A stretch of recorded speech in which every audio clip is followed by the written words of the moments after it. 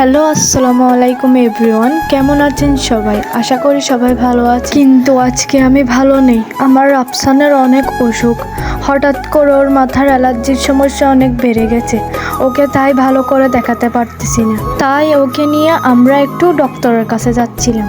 যেহেতু আমাদের নাজিরপাড়া সুনিয়া মাদ্রাসায় হুজুর কেবলা এসেছে, ঝিকিমিকি লাইটিং এবং রাস্তায় অনেক মানুষের ভিড়, সেগুলো দেখে রাফসানের মুড অনেকটা ভালো হয়েছে। ও ওর বাবার কোলে বসে শান্ত ছেলের মতো ছিল। লাইটিং দেখতে দেখতে আমরা পৌঁছে গেলাম ডক্টরের কাছে। সেখানে গিয়ে দেখি ডক্টর আসতে 1 ঘন্টা লেট হবে। তাই আমরা আর কি করব, একটু ঝালমুড়ি আর ফুচকা খাচ্ছিলাম। রাফসান তো আর খেতে পারবে না, তাই ও শুধু তাকিয়েছিল। দেখতে দেখতে আমাদের ডক্টর দেখানো শেষ। আমরা বাড়ি ফিরে চলে আসতেছিলাম। আজকের মতো ভিডিওটা শেষ করলাম। সবাই রাফসানের জন্য দোয়া করবেন এবং আমার চ্যানেলে সাবস্ক্রাইব করে দিবেন।